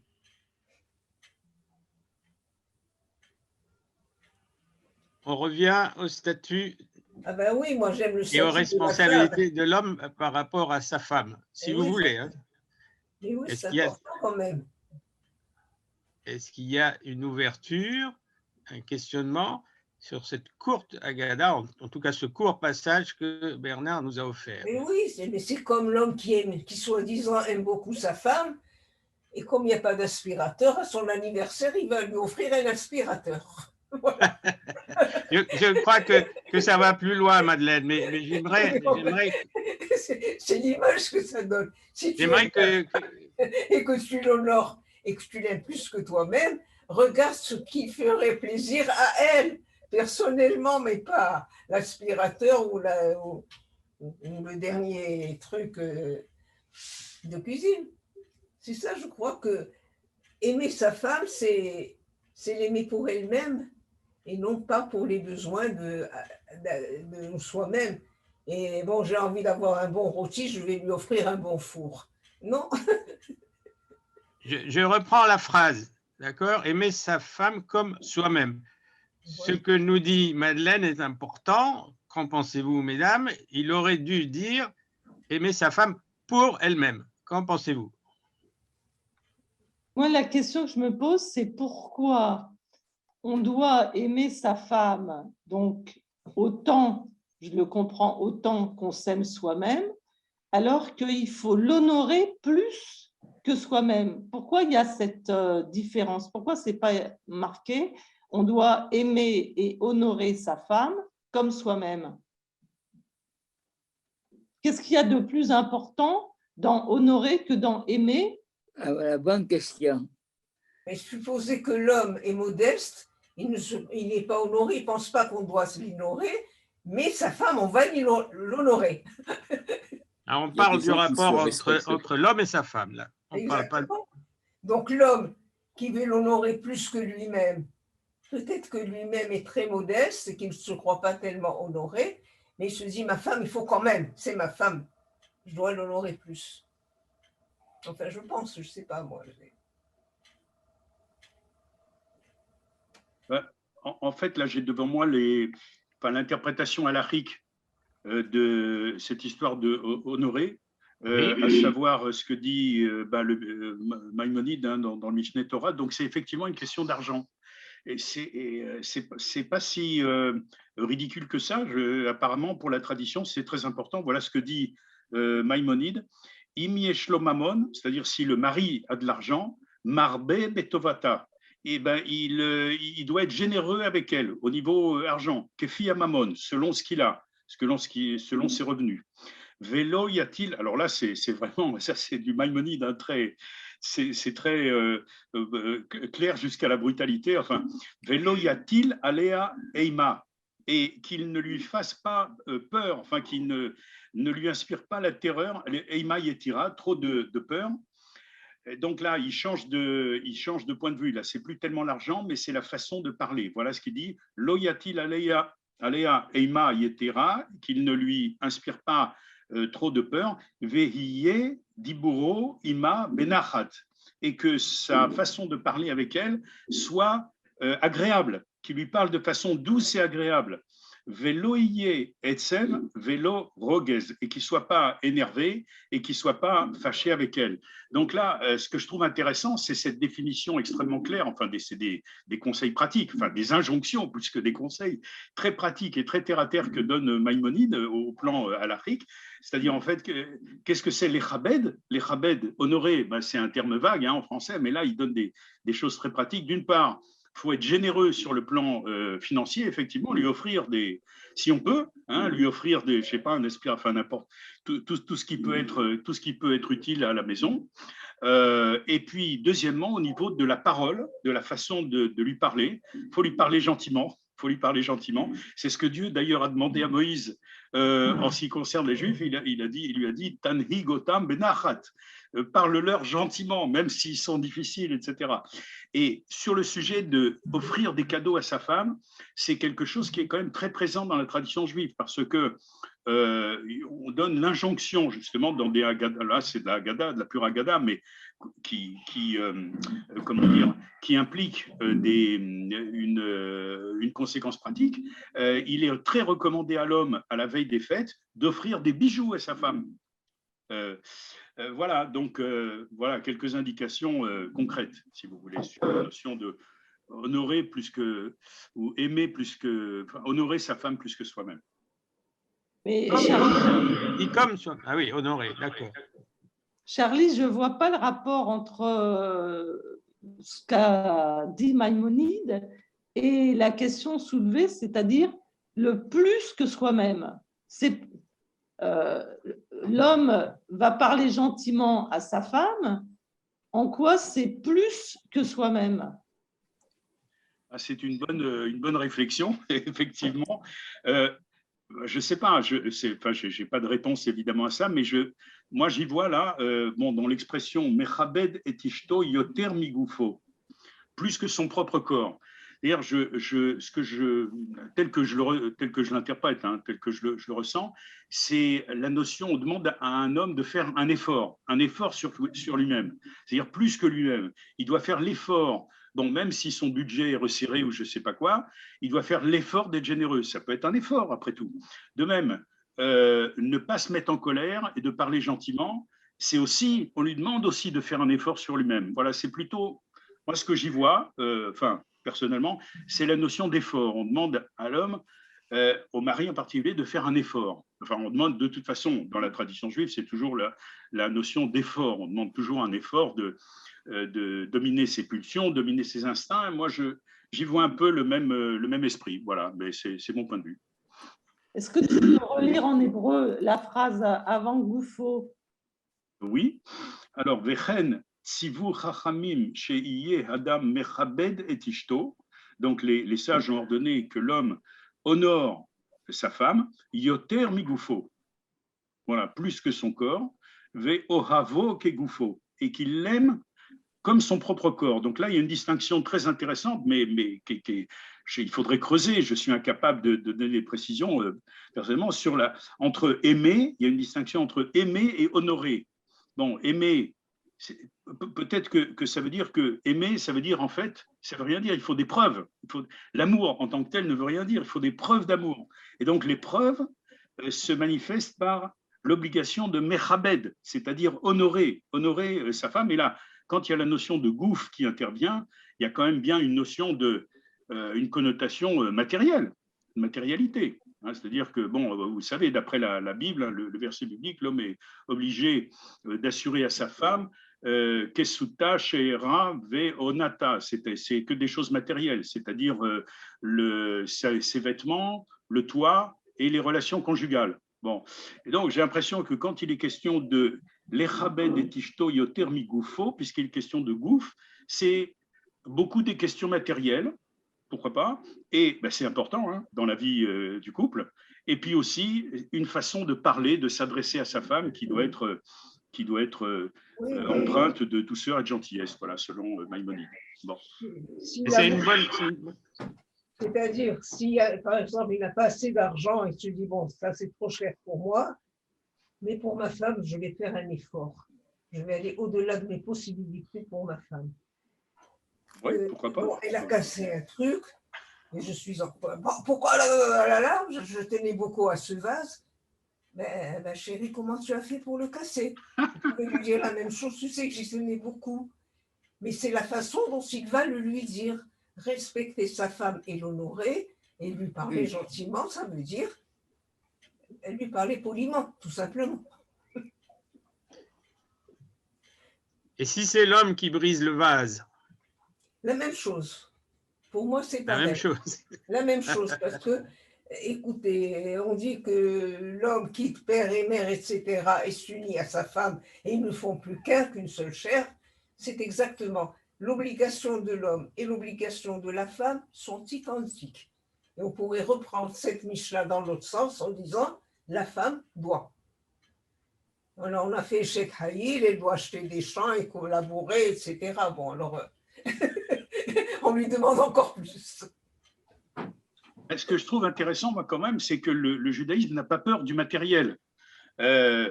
Il y a les grands sentiments, le romantisme et tout ce qu'on veut, mais finalement, c'est vrai que la vie de couple tourne, enfin, je ne sais pas si vous êtes d'accord, mais moi, j'ai l'impression que ça tourne pas mal aussi autour de questions matérielles. Et c'est important de le souligner, c'est important de montrer la tâche de l'homme, la tâche de la femme. Oui, c'est important d'insister sur l'aspect matériel de la chose. Ça peut... C'est important s'il a une femme qui adore étudier et qui brûle la soupe tous les soirs. C'est difficile de ne pas être en colère. Et quand même, il va être gentil en me disant, chérie, quand même, j'ai travaillé, j'ai faim. Il a trop devant sa morceau de bouquins et autres, et la soupe de l'autre côté qui plaît parce qu'elle a brûlé. Remarquez, dans le loi juive, c'est pas marqué aime ton papa et ta maman, mais kabet ta vie et ta mère. Honor. Il y a donc une différence. Quoi que vous passiez, il y a une différence. Tout à fait, tout à fait. Et justement, les commentateurs halachiques sur Kabed, c'est toute une série de choses concrètes, très concrètes, des petits détails très concrets qui changent la vie, je dirais, qui ont une grande importance au niveau du quotidien. Par exemple, on ne doit pas s'asseoir à la place du père. Voilà, il y a peut-être des choses qui nous paraissent un peu surannées ou je ne sais pas quoi, mais je trouve que c'est important. C'est des choses très concrètes. Il y a une histoire aussi de verre d'eau lorsque, je ne me souviens plus très bien, je ne veux pas dire de bêtises, mais enfin, en tout cas, c'est des règles très, très détaillées, très concrètes. Maintenant, j'en profite d'avoir la parole pour citer Laurence Spira qui vient de nous envoyer un mail, enfin un chat très intéressant. Je le lis là. N'y a-t-il pas écrit quelque part « Si ta femme est petite, penche-toi sur elle pour l'écouter ». Eh bien, oui, alors effectivement, c'est quelque chose qui est dans la Haggadah talmudique ou dans le Midrash. Si l'expression exacte, c'est « im ishtecha gutsa », c'est-à-dire si ta femme est naine. Même si ta femme est naine, penche-toi sur elle pour l'écouter. Justement, fais l'effort de l'écouter. Alors ça, c'est pour la glorification constante dans la tradition juive de la sagesse de la femme. Hein. Bina yetera nitna lanashim. Voilà, les femmes ont reçu une part supplémentaire de bina, de sagesse. Voilà.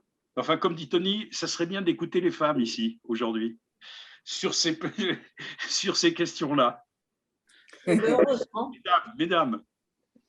Je reviens sur ce que tu as souligné, Charlie, à savoir l'usage de gouffo de son corps. Parce que dans l'autre verset, dans l'autre verset qui dit tu aimeras ton prochain comme toi-même, on ne dit pas kegoufo, on dit kamora. Donc là, on aurait pu dire aussi tu aimeras ta femme kamora. Et donc c'est intéressant que quand il s'agit de la femme, on parle du corps de l'homme. Et quand il s'agit d'autrui, on parle de son être. Non, mais parce que c'est mal traduit. Tu aimeras pour ton prochain comme pour toi-même. Oui, mais on n'utilise pas... ça veut dire tu aimeras pour ta femme comme tu aimes pour toi-même. C'est pas tu l'aimeras plus que toi ou comme toi. Non, mais là... Tu veux pour toi, tu dois le savoir que ta femme aussi, elle a ses besoins à elle. Il me semble. Je soulignais ici l'usage de gouffre, de corps.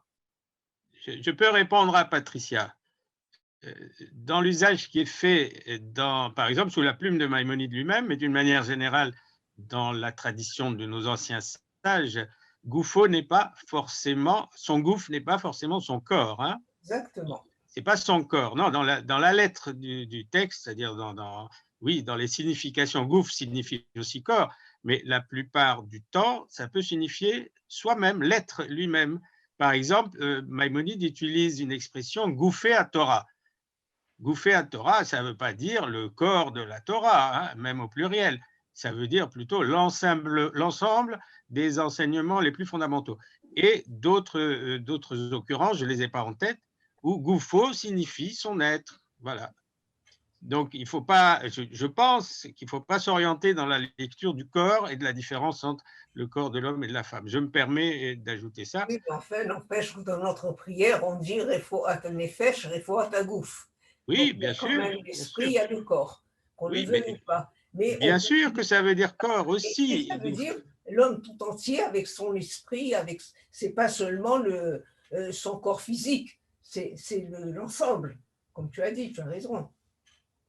Mais ma question, c'est pourquoi dans « Tu aimeras ton prochain comme toi-même », on dit « kamora » et non pas « ke goufra », alors que quand il s'agit ici de la femme, on dit « ke goufo ». C'est ça ma question. Il n'y a ni gouf ni rien là, c'est « nereacha », pour ton prochain. La traduction « Tu aimeras ton prochain comme toi-même » est fausse. C'est « Tu aimeras pour ton prochain comme pour toi-même ». « Nereacha ». Ce n'est pas « et re'echa », on ne dit pas « be'afta » et re'echa.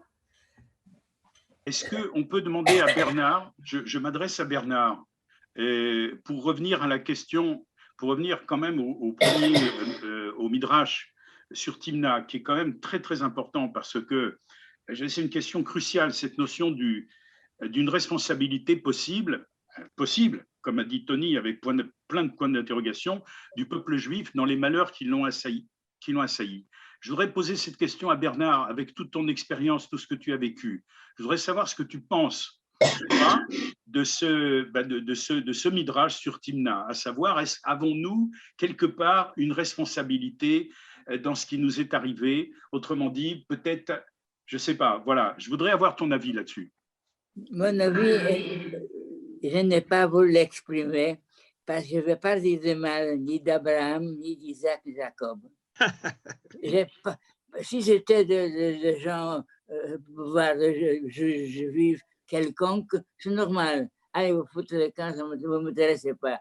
Mais cette loi-là, regardez Abraham, comment c'est pas Abraham? Combien de temps qu'il n'a pas à Dieu pour le Sodome et Gomorre? C'était peut-être pire que le Timna. Elle a pourtant essayé de sauver. Mais elle n'a pas réussi parce qu'elle n'avait même pas dit juste. Entre nous, elle dit juste pour qu'elle sacrifie. Passons. Moi, je trouve, je n'ai pas compris. J'ai cherché, j'ai pris plusieurs traductions. Il n'y a pas de traduction en français de Talmud. Or, cette phrase était traduite de la même manière. Et j'ai ici le livre pour vous donner les adresses. Même manière, Abraham, le seul des patriarches. Donc Abraham, Isaac et Jacob leur ont dit, va-t'en. Rien d'autre, va-t'en. Parce que quand on part comme ça, en souffrant, c'était parce qu'on dit, s'il vous plaît, on va réfléchir. Bon, ils n'ont pas essayé, va-t'en. Or, ça ne m'étonne pas d'Isaac, quoi qu'on dise, mais d'Abraham, qui a passé 2 heures à discuter avec Dieu, peut-être 2 jours, pour Sodome, qui était quand même au moins aussi mauvaise que Timna. Et quand il reçoit, quand il voit des gens qu'il ne connaît pas, qui foulent aux pieds, alors qu'il était en discussion avec Dieu ou ses anges, il laisse tomber, il dit attends d'abord. Il reçoit ces gens-là, il leur demande de se laver les pieds, il leur fait la manger, et du beurre et du fromage et tout ce que l'on veut. Et ces gens-là, c'était ni Timna, ni pire que Timna, il ne les connaissait pas. Voilà des gens qui viennent de loin, dans la poussière, et il laisse sa conversation avec les représentants de Dieu pour les accueillir dans sa tente et les prier de lui faire l'honneur de rentrer chez lui et de manger. Alors, elle n'a pas rencontré Abraham, puisque c'était 3 générations, c'était 5 générations après. Comment veux-tu qu'elle rencontre réellement Abraham? Mais non, elle n'a rencontré ni l'un ni l'autre. Voilà, elle ne les a pas rencontrés, c'est une allégorie du Talmud, ce n'est pas forcément vrai. Je pense que cette femme-là avait envie d'aller chez les Juifs. Bon, donc elle va s'adresser à Abraham, pas à Abraham physiquement, on va revenir au gouffre, mais à la générosité d'Abraham, qui a su recevoir des pèlerins, des marchands, qui a plaidé pour Sodome et Gomorrhe, etc. Et quand ça ne marche pas, cette femme revient quand même, parce qu'elle a envie malgré tout de rentrer. Je ne sais pas quelles sont ses intentions, mais elle veut rentrer dans le Kahal juif. Elle revient. Il y a une réponse, Madeleine. Oui. Il y a une réponse. J'ai sous les yeux, malheureusement pas le texte en hébreu, mais dans la traduction qu'on a faite dans la Galote du Talmud, parue chez Verdier, la citation est un peu plus longue. Je vais vous la lire. Oui. Je vais vous la lire. Malheureusement, on n'a pas le texte. Timna désirait se convertir. Voilà. La traductrice, Arlette Elkaïn, a conservé ce mot convertir. Je ne sais pas, c'est probablement faire teshuva, mais bon, peu importe. Elle alla trouver Abraham, Isaac et Jacob, mais ils ne l'acceptèrent pas. Alors, elle devint concubine d'Éliphaz, fils d'Ésaü, ça c'est le texte biblique, pensant, c'est de nouveau les rabbins du Talmud qui commentent, pensant, c'est-à-dire elle-même pensant, qu'il valait mieux pour elle, Timna, être servante dans cette nation, la nation des Hébreux, que princesse dans une autre nation. Je continue. C'est d'elle de Timnaz, qui est issue Amalek, qui fut la source des maux pour Israël. Pourquoi? Point d'interrogation. Parce que les patriarches n'auraient pas dû repousser Timna. Ça, c'est le commentaire donc talmudique. Il y a quelque chose de plus, c'est-à-dire dans le fait pour Timna d'avoir décidé de rester quand même, puisqu'après tout, Ésav était descendant d'Israël, et plutôt que d'être princesse dans une autre, être servante, ce serait toute une ouverture. Qu'est-ce que c'est que ce mieux d'être servante dans un peuple, le peuple juif, que princesse dans un autre? C'est pas très clair. Mais je voulais simplement vous dire que ça se prolonge, les questions qu'on a soulevées. Voilà.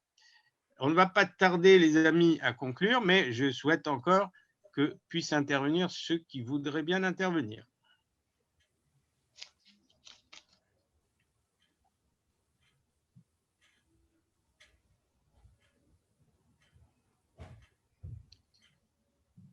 Est-ce que je peux encore poser une autre question à Bernard?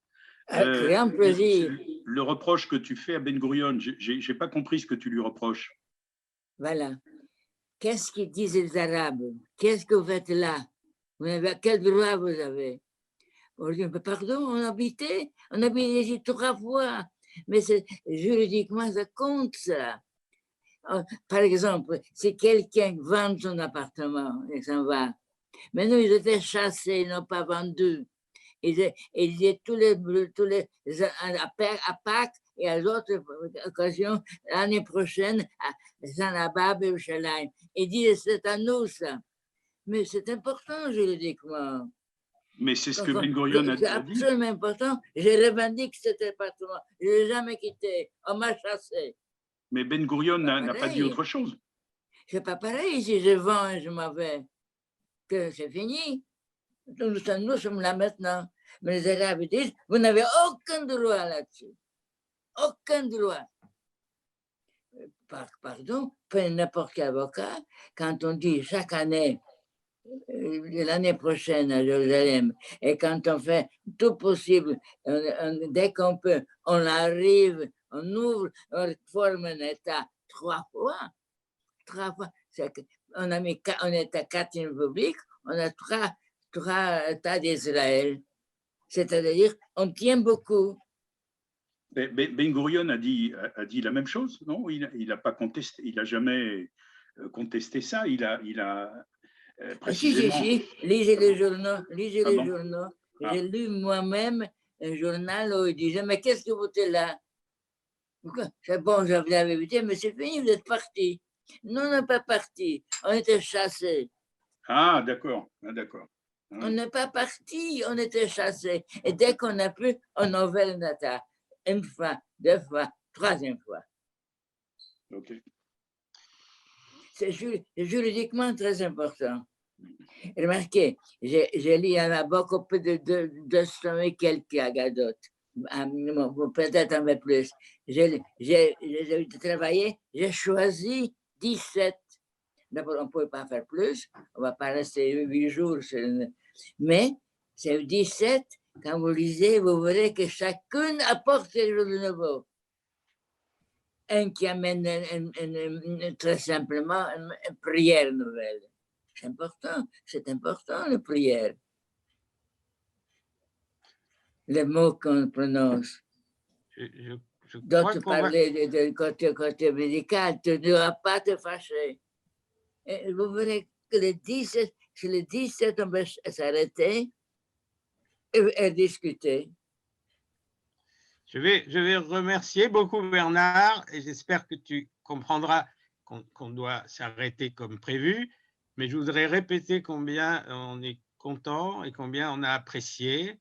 J'ajoute que grâce à toi, on comprend que étudier même une petite page du Talmud, ça réclame plus de familiarité que nous devons nous-mêmes, qui connaissons un petit peu le Talmud, je parle pour moi, faire pour faciliter l'ouverture. Quand Marc Cohen avait pris un tout petit passage, je me souviens qu'on avait été en mesure, si tu veux, de suivre les 2 ou 3 qui nous ouvraient sur d'autres choses. Donc, on espère que tu nous aideras à participer à cette manière plus d'ouvrir l'écoute. On verra comment. Donc, je me permets au nom de tous de te remercier encore une fois. Nous allons applaudir et dire quelques mots sur la prochaine séance. Alors, on peut ouvrir les micros et applaudir notre ami Bernard et en lui souhaitant bien des choses. Hein? Merci Bernard.